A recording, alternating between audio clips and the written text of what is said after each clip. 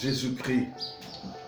Merci d'avoir encore aujourd'hui cette opportunité de concourir ensemble dans la parole de Dieu pour essayer d'être éclairés par la parole de Dieu, car Dieu est le maître des nations, le maître du monde, bien que les hommes, bien que les dirigeants, bien que les nations semblent oublier cette vérité première. Et aujourd'hui, nous allons essayer de parcourir ce texte dans la Bible de l'apôtre Jean, dans le chapitre 18e, à la 3e séquence. Je vais essayer de lire quelques versets juste pour nous introduire de plein pied dans la 3e étape qui peut conclure un peu notre échange sur le procès de Dieu. Parce que nous avons voulu essayer de faire comprendre à nos frères, à nos sœurs, que Dieu étant le maître de l'univers, le maître, le créateur des cieux et de la terre, le Seigneur de toutes choses, mais dans le cœur des hommes, mais dans le cœur des nations, Dieu n'a pas cette place-là du patron du monde. Et comme Dieu est l'être le plus humble, Dieu ne le fait pas connaître d'une manière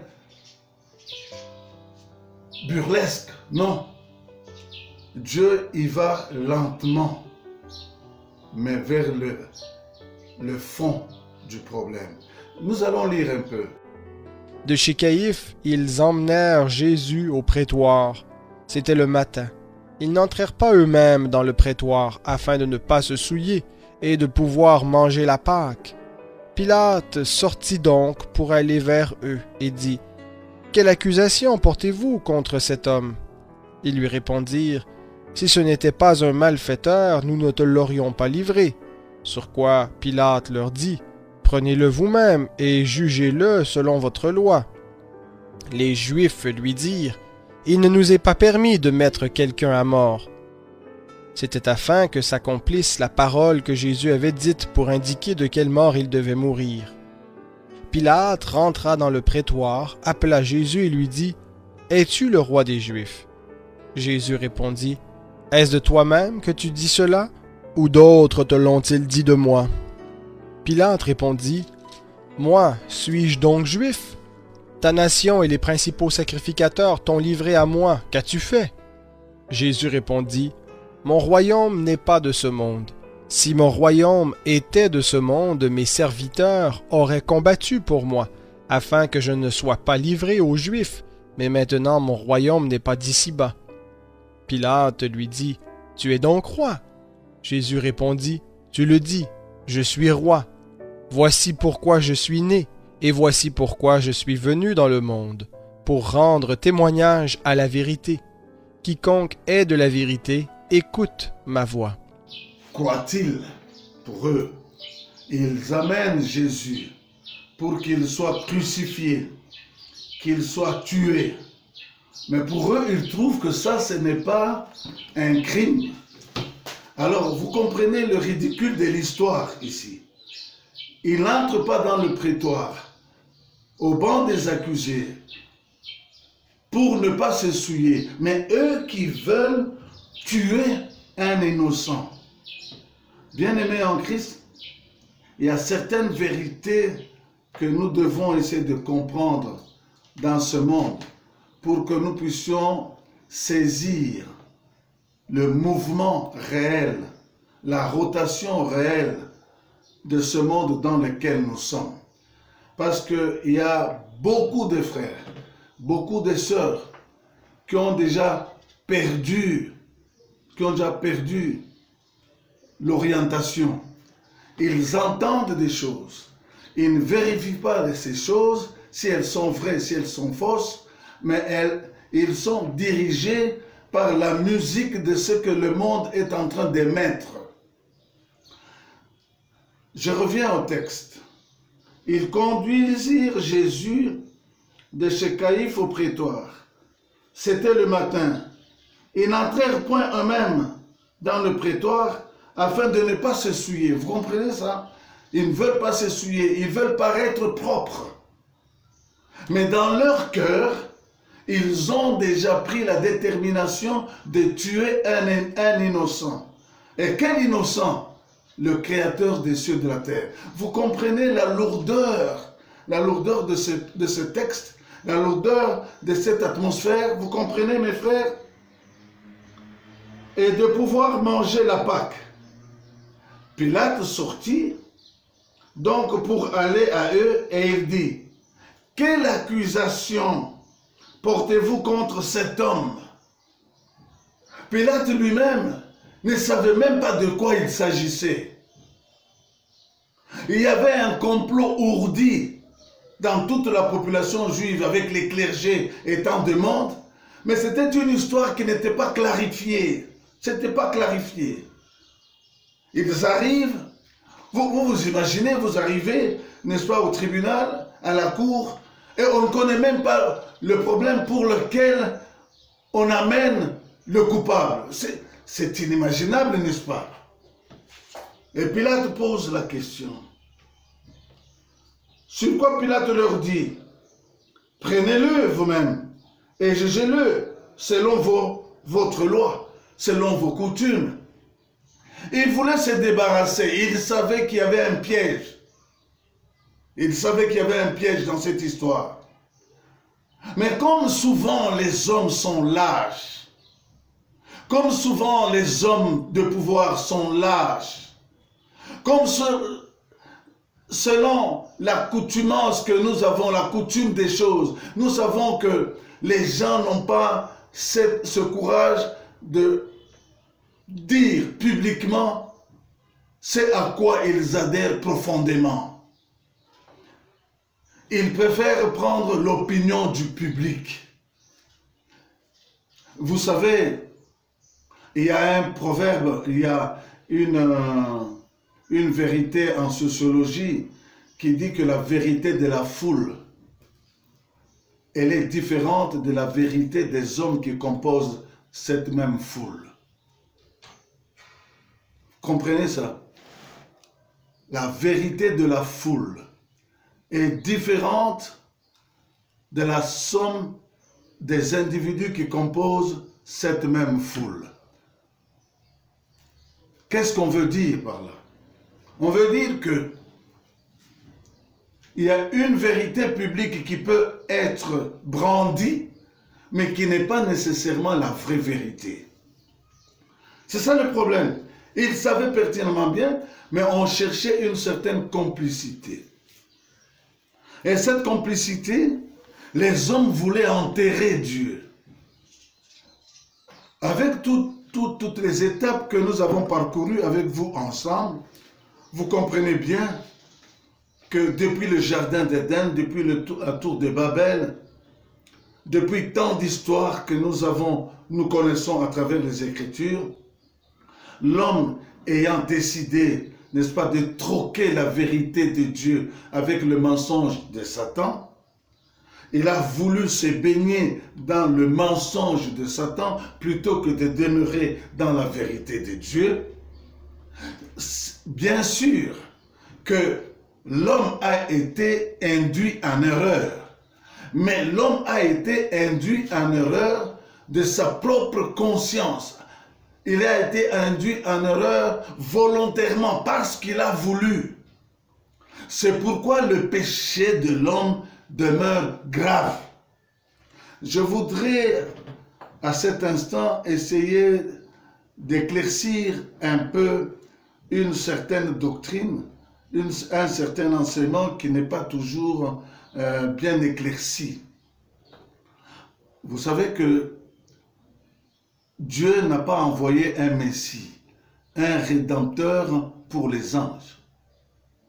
Je vous avais dit dans les séances passées qu'il y a eu aussi un désordre chez les anges. Mais pourquoi? Parce que les anges n'ont pas eu un tentateur, n'ont pas eu un provocateur, n'ont pas eu un séducteur. C'est d'eux-mêmes qu'ils se sont opposés à Dieu.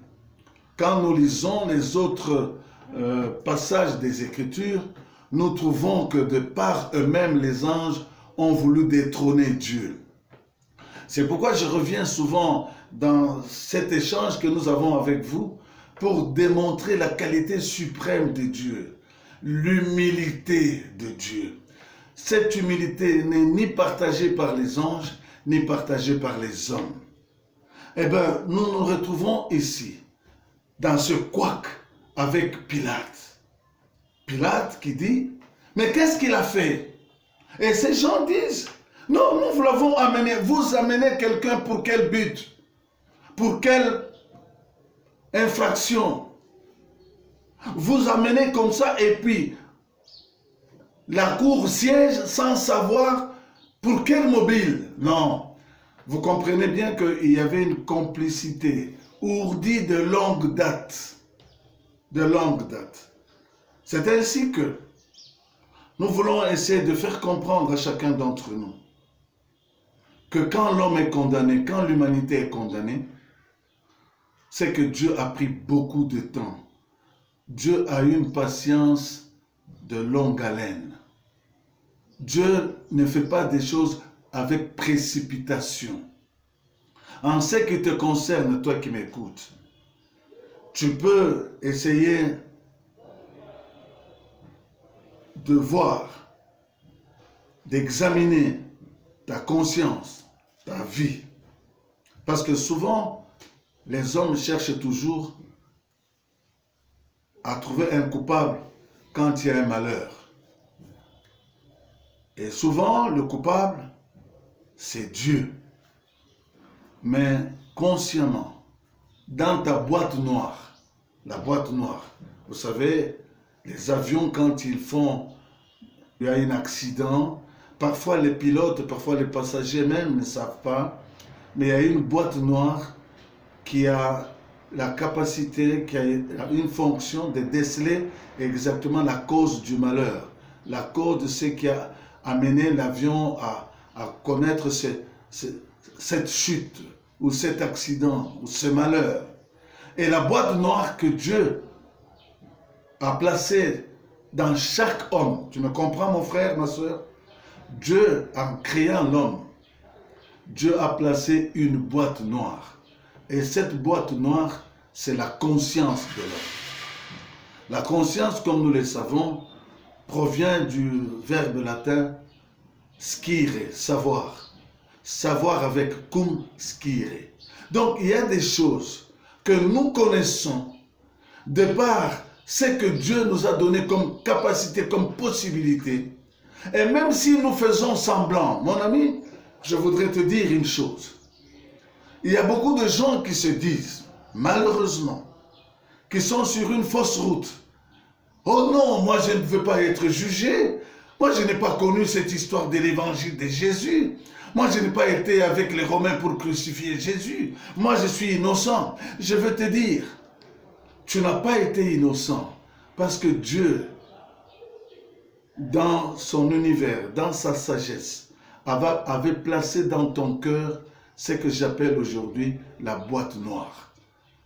La boîte noire, ce cœur, cet esprit de l'homme, d'enregistrer toutes choses en dehors de ce que nous pouvons dire, la Bible qui provient de l'extérieur, parce que Dieu, en condamnant le monde, il a donné les instruments à chaque individu de comprendre la volonté de Dieu. Est-ce que tu me saisis, mon frère? Que Dieu n'est pas un juge humain. Dieu n'est pas un juge qui rend un verdict en fonction des opinions, des opinions des hommes et des opinions qui ne sont pas justes, des opinions partisanes. Dieu ne met pas un jugement partisan, mais Dieu a fait que l'homme, dans toutes les périodes où il doit pouvoir répondre aux actions de Dieu d'une manière juste et vraie. Et je sais, la Bible nous démontre que même si les hommes n'ont pas connu la Bible qui a été donnée, n'est-ce pas, aux prophètes juifs et maintenant aux apôtres de l'Église, mais Dieu a donné à la conscience de chaque individu la possibilité, la capacité de connaître la volonté de Dieu. Si là où tu restes, dans ta société, dans ton église, on n'a pas encore insisté sur ce fait, j'aurais aimé te demander d'aller dans les Écritures saintes, appelées la Bible, et d'essayer de voir, de comprendre que Dieu a donné à chaque individu la conscience de connaître le bien et de connaître le mal. Jésus répondit, « Mon royaume n'est pas de ce monde. Si mon royaume était de ce monde, mes serviteurs auraient combattu pour moi, afin que je ne sois pas livré aux Juifs, mais maintenant mon royaume n'est pas d'ici-bas. » Pilate lui dit, « Tu es donc roi? » Jésus répondit, « Tu le dis, je suis roi. Voici pourquoi je suis né, et voici pourquoi je suis venu dans le monde, pour rendre témoignage à la vérité. Quiconque est de la vérité, écoute ma voix. » Écoutez l'exclamation de Pilate. Qu'est-ce que c'est la vérité? Et ainsi le monde tout entier, les hommes dans leurs positions diverses, ils se posent la question, qu'est-ce que c'est la vérité? Mais la Bible dit, Jésus est la vérité, le chemin, la vie. Jésus n'est pas une vérité, n'est pas un chemin, n'est pas une vie. Mon frère, ma soeur, je crois que cela, c'est la vérité. Je crois que nous devons nous convenir à aller vers Jésus-Christ pour avoir la véritable vie. Que le Seigneur vous bénisse tous.